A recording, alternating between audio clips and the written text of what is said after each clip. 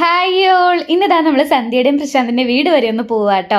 നമ്മൾ കരാമേ പോയ ടൈമിൽ അവരെ ഞാൻ കാണിച്ചിട്ടുണ്ടായിരുന്നു. എനിക്ക് പ്രശാന്ത് കേട്ടോ അവിടെ പോയ ടൈമിൽ വീഡിയോസൊക്കെ എടുത്ത് തന്നിട്ടുണ്ടായിരുന്നത്.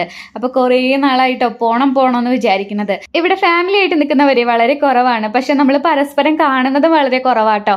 ഓഫീസിൽ എന്തെങ്കിലും ഫംഗ്ഷനോ കാര്യങ്ങളൊക്കെ വരുമ്പോൾ കാണാൻ പറ്റും, അല്ലെങ്കിൽ നമ്മൾ ഒരുമിച്ച് എവിടെയെങ്കിലും പോകണം. അങ്ങനെയൊക്കെയാണ് എല്ലാവരെയും കാണുന്നത്. അപ്പം ഞങ്ങളിതാ അവരുടെ വീട്ടിലെത്തി കഴിഞ്ഞപ്പോഴേ അവരെത്തിയിട്ടുണ്ടായിരുന്നില്ല കേട്ടോ. അവിടെ തൊട്ടടുത്തായിട്ട് ഇതാ ഒരു ഷോപ്പ് വരുന്നുണ്ട് കേട്ടോ. അവിടെ 50% ഓഫ് നടക്കുന്നുണ്ട്. അപ്പം ഞാൻ ചുമ്മാ ഒന്ന് കയറി ഒന്ന് കണ്ടു.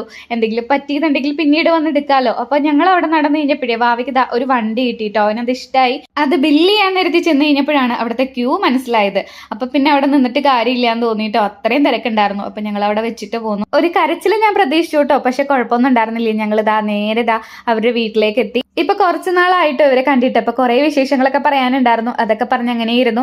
കുറച്ച് കഴിഞ്ഞപ്പോഴേക്കും സ്വാതി ചേച്ചിയും ശ്രീതേട്ടനും വന്നിട്ടുണ്ടായിരുന്നു. പിന്നെ ആ പിള്ളേരൊക്കെ കൂടെ ഒച്ചപ്പാടും ബഹളവും കളിയും ചിരിയൊക്കെ ആയിരുന്നു കേട്ടോ. പിന്നെ ഞങ്ങൾ ഫുഡൊക്കെ കഴിച്ചിട്ടാണ് അവിടെ നിന്ന് പോകുന്നത്. ഞങ്ങൾ ചെന്ന് കഴിഞ്ഞപ്പോഴേ സന്ധ്യ മോനായിട്ട് ഗിഫ്റ്റ് ഒക്കെ വാങ്ങി വെച്ചിരുന്നു കേട്ടോ.